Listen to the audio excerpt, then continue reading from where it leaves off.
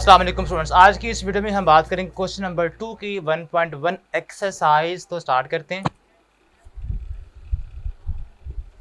तो जी बेटा, आपने इस क्वेश्चन में बताना है कि आपके पास कौन कौन सी जो मैट्रिसेस आपको गिवन है बुक में क्वेश्चन नंबर 2 के अंदर वो आपस में इक्वल हैं। तो पहले आपने ये डिफाइन करना है कि व्हाट आर इक्वल मैट्रिक्स, के दो मैट्रिक्स इक्वल कब होती हैं।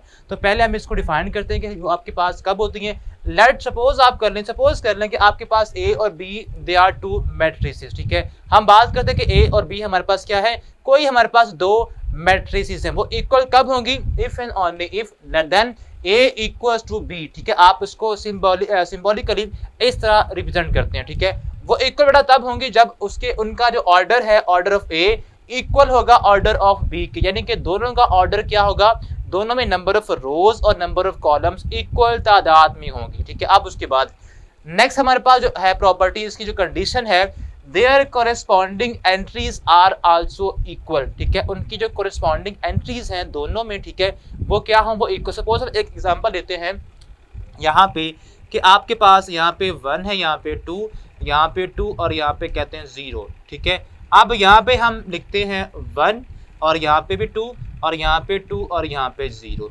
अब आप देखें दोनों जो आपकी मैट्रिसेस हैं उनका ऑर्डर क्या है, ऑर्डर यहाँ पे इसमें 2 रोज हैं और 2 ही कॉलम्स हैं। ओके, इसमें देखें इसमें भी 2 रोज और 2 ही कॉलम्स हैं। इनका ऑर्डर क्या हो गया, ऑर्डर तो बेटा इनका इक्वल हो गया। अब जो कोरेस्पॉन्डिंग एंट्रीज के इक्वल होने का मीनिंग ये है कि आपके पास अगर फर्स्ट प्लेस पे यहाँ पे फर्स्ट रो में फर्स्ट नंबर अगर 1 है तो यहाँ भी 1 ही होना चाहिए। ठीक है, अब यहाँ पे अगर 2 है सेकंड प्लेस पे फर्स्ट रो में तो यहाँ भी बेटा 2 ही होना चाहिए। ठीक है, इसका ये मीनिंग है। अब सपोज यहाँ पे 2 ना भी होता लेकिन कुछ इस तरह होता 1 + 1, तो बेटा बनता तो ये भी 2 ही है ना, तो आपका अभी भी ये इक्वल ही है। ठीक है, 1 + 1 क्या होता है, 2 होता है, तो यहाँ भी 2 है। अब यहाँ पे 2 है सेकंड रो में फर्स्ट एलिमेंट और यहाँ भी सेकंड रो में जो आपका फर्स्ट एलिमेंट है वो भी 2 ही है। अब उसके बाद लास्ट पे यहाँ भी 0 यहाँ भी 0। इसके मीनिंग है कि आपकी जो कोरिस्पॉन्डिंग एंट्रीज हैं इक्वल इस केस में इस तरह होते हैं। ठीक है, यानी कि उस जगह पे वो नंबर इधर भी वही हो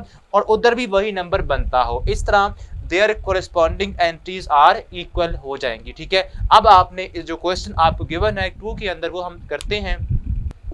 तो जी बेटा, अब ये वो तमाम हमें जो मैट्रिक्स गिवन हमें है वो हमने यहाँ पे लिखी हैं आपके पास सारे की सारे। ठीक है, अब हमने देखना ये है कि इनमें से कौन कौन सी आपस में इक्वल है। ठीक है, अब इक्वल करने के लिए 2 कंडीशन याद कर ले, दोनों का ऑर्डर सेम हो और दोनों की कोरिस्पॉन्डिंग एंट्रीज भी इक्वल हो। ठीक है, तो अगर हम बात करें ए में एक ही एलिमेंट है विच इज 3, तो इसका जो ऑर्डर बनेगा वो बनेगा 1 by 1। ठीक है, अगर इसमें एक ही रो है और एक ही कॉलम है तो इसका ऑर्डर क्या बनेगा 1 by 1। आप 1 by 1 को इस तरह भी लिख सकते हैं। ठीक है, अब यहाँ पे सी जो आपने लिखा है इसमें 5 - 2, अगर आप दोनों को सॉल्व करें तो आंसर क्या आता है, आंसर बेटा अल्टीमेटली आपके पास यहाँ पे 3 ही आता है। ठीक है, तो इसको आप अगर सॉल्व करके लिखना चाहें तो वो भी आप लिख सकते हैं। तो आप यहाँ पे देखें इसका ऑर्डर भी क्या है 1 by 1। ठीक है, इसके अंदर भी एक ही एलिमेंट है, दोनों का ऑर्डर सेम है और दोनों में जो एंट्री है 3 वो भी इक्वल है। इट मीन्स हमारे पास ए और सी दोनों क्या है, ए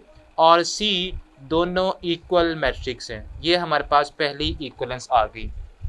अब आपने बी को और ई को देखना है, ठीक, आई को देखना है। यहाँ भी 3 है, यहाँ भी 3, यहाँ 5 है, यहाँ भी 5 बन सकता है। 3 + 2 करें 5 ही आता है। इट मीन्स हमारे पास ये भी ऑर्डर है इसका 1 रो और इसमें बेटा 2 कॉलम्स है, 1 by 2 इसका ऑर्डर है। और इसका अगर ऑर्डर की बात करें इसमें बेटा एक ही रो है और इसमें 2 कॉलम्स हैं, 1 by 2 ही इसका ऑर्डर है।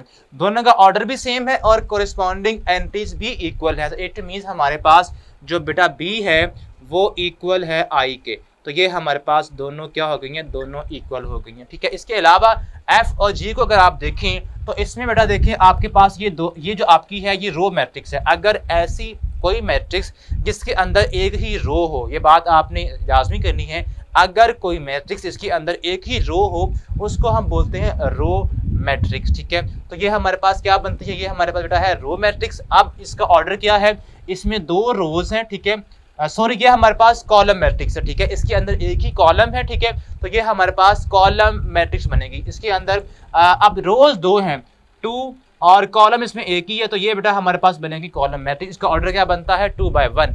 अब यहाँ पे इसको अगर सॉल्व करें 3 - 1 2 ही होता है, 3 + 3 6 ही बनता है। तो इट मीन्स हमारे पास इसका भी ऑर्डर क्या है और एंट्रीज क्या सेम है उसके, तो ऑर्डर भी इसका 2/1 है और ये भी कॉलम मैट्रिक्स है, ठीक है, दोनों का ऑर्डर भी सेम है और कोरिस्पॉन्डिंग एंट्रीज भी इक्वल है। तो ये बेटा हमारे पास बनेगा F इक्वल बनेगा G के, ये दोनों आपस में इक्वल है, ठीक है। अब हमारे पास जो लास्ट पे रह गया है, ठीक है, ये तीनों भी बेटा आपस में इक्वल है। किस तरह से? 4 6 4 6 0 2 0 2, यहाँ भी 4 बनता है, यहाँ भी 6 बन जाता है, यहाँ पे आएगा 0 और यहाँ पे आएगा 2, ठीक है, यानी कि 4 6 4 6 4 6, यहाँ पे आएगा 0, यहाँ भी 0 है, यहाँ भी 0 है और यहाँ पे 2 आएगा ऐड करने से, यहाँ पे 2 है और यहाँ भी आप देखें 2 है। तो इट मीन्स ये जो तीनों आपकी मैट्रिक्स हैं E H और J ये आपस में इक्वल है। E is equal to H is equal to J, ये तीनों बेटा आपस में क्या है? इक्वल है, ठीक है। अब एक रह गई आपकी D जो कि किसी के इक्वल नहीं है, ठीक है, वो आपको वैसे ही स्किप आप इसे कर दें, ठीक है। तो ये सारी जो आपस में इक्वल थी हमने देख ली है कि आपने ये तमाम जो मैट्रिक्स हैं इनको आपस में इक्वल करना है। अब इसके बाद हम करेंगे क्वेश्चन नंबर आपका बेटा जो है 3, उसको सॉल्व करते हैं। तो जी बेटा अब हम क्वेश्चन नंबर 3 को देखेंगे। आपने उसमें क्वेश्चन आपके पास कुछ इस तरह से है कि आपके पास दो मैट्रिसेस हैं और दो वो इक्वल हैं, ठीक है। हमने इनमें से A B C और D की जो वैल्यूज़ हैं वो फाइंड करनी है। ये अननोन नंबर्स हैं, ठीक है, अल्फ़ाबेट्स हैं, हमने इनकी वैल्यूज़ को फाइंड करना है और हमें गिवन ये है कि हमारे पास ये जो दोनों मैट्रिसेस हैं ये दोनों इक्वल हैं। अब हमने पहले ये बात अंडरस्टैंड कर ली है कि कोई भी अगर दो मैट्रिसेस इक्वल हों तो इट मीन्स उनका ऑर्डर भी क्या होगा? सेम होगा और उनकी कोरिस्पॉन्डिंग एंट्रीज भी होंगी वो इक्वल होंगी, ठीक है। बिकॉज हमें यहाँ पे गिवन है कि वो इक्वल हैं, इट मीन्स ये चीज़ अंडरस्टूड है कि उनका ऑर्डर भी क्या होगा? सेम होगा और उनकी जो कोरिस्पॉन्डिंग एंट्रीज हैं वो भी इक्वल होंगी। तो हमने बेटा करना क्या है? हम इट मीन्स A + C को बेटा इक्वल करेंगे फर्स्ट एलिमेंट 0 से। तो हमारे पास ये जो A + C है, A + C इक्वल आएगा 0 के, इसको आप नाम दे दे इक्वेशन नंबर 1 का, ठीक है। अब ऐसे ही अब आपका जो सेकंड एलिमेंट है, ठीक है, A + 2B ये बेटा इक्वल होगा -7 की। तो बेटा आपने करना क्या है? A + 2B इक्वल होगा -7 की, इसको नाम दे दें इक्वेशन नंबर 2 का। अब थर्ड पे हमारे पास क्या है?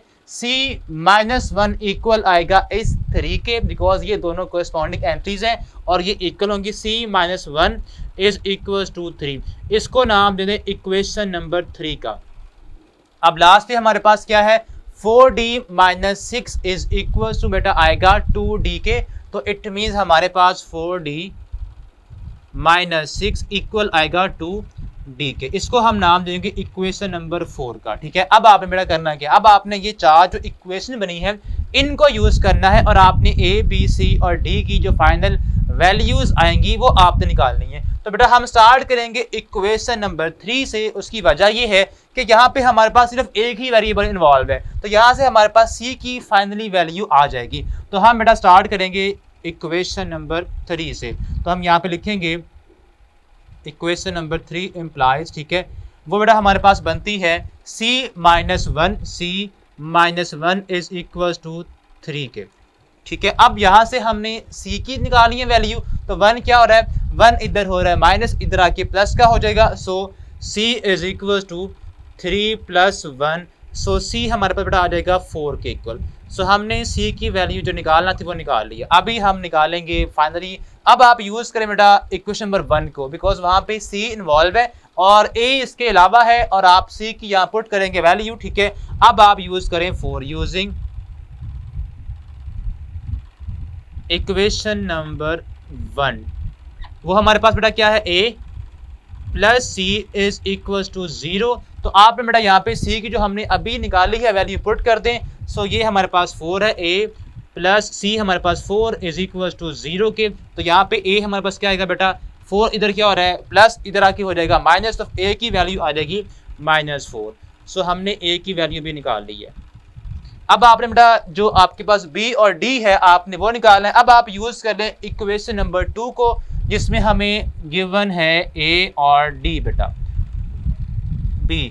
सो आप यूज़ करें आप इक्वेशन नंबर 2 को, यूजिंग इक्वेशन नंबर 2, जो कि हमारे पास क्या है? A + 2B is equal to -7। तो बेटा आपने यहाँ से वैल्यू फाइंड करनी है ए की, बिकॉज ए की हम फाइंड कर चुके हैं विच इज़ -4। तो यहाँ पे आप पुट कर दें। सो ए हमारे पास है -4 plus 2b is equal to -7। अब 4 यहाँ पे क्या हो रहा है, माइनस इधर ला के इसको प्लस कर दें। सो 2b इज इक्वल बेटा आएगा -7 प्लस 4, और ये हमारे पास बचेगा माइनस का 3, और 2b हमारे पास इक्वल आ गया -3 के। अब हमने जस्ट सिंपल निकालनी है वैल्यू b की, तो b के साथ 2 मल्टीप्लाई हो रहा है, इधर ला के इसको डिवाइड कर दें। ठीक है, सो ये आएगा -3/2। ये बेटा हमारे पास फाइनली वैल्यू आ चुकी है b की भी। ठीक है, अब एक कांस्टेंट रह गया, एक वेरिएबल रह गया है विच इज d। तो आप वो इक्वेशन नंबर 4 को अगर यूज करेंगे, सॉल्व करेंगे, तो आपके पास उसकी वैल्यू भी आ जाएगी। तो हम अब यूज करेंगे इक्वेशन नंबर, या आप सिंपल इसको देखें, यहाँ पे हमारे पास 6 क्या हो रहा है, माइनस इधर ला के इसको प्लस कर दें, और 2d इधर क्या हो रहा है, माइनस प्लस इधर ला के इसको कर दें माइनस। ठीक है, तो हम इस स्टेप को अब वहीं उसके आगे करेंगे बाय द वे। ठीक है, तो ये हमारे पास बनेगा 4d minus 2d is equal to 6, इधर हो रहा है माइनस, इधर आके इसको प्लस कर दें। सो यहाँ बचेगा बेटा 2d। So 2d is equal to 6। तो फाइनली बेटा हमारे पास यहाँ से 2 क्या हो रहा है, d के साथ मल्टीप्लाई, इधर लाके इसको डिवाइड कर दें। सो d हमारे पास आ जाएगा 6/2, एंड d की वैल्यू हमारे बेटा आ जाएगी यहाँ पे 3। d is equal to 3। तो ये था बेटा हमारे पास क्वेश्चन नंबर 3, जो कि इस एक्सरसाइज का फाइनल और लास्ट क्वेश्चन था, जिसको हमने सॉल्व किया है। ठीक है, होप सो आपको अच्छी तरह से इस एक्सरसाइज की अंडरस्टैंडिंग हो चुकी होगी। अब हम नेक्स्ट वीडियो से स्टार्ट करेंगे 1.2 एक्सरसाइज। तब तक के लिए अल्लाह हाफ़िज़।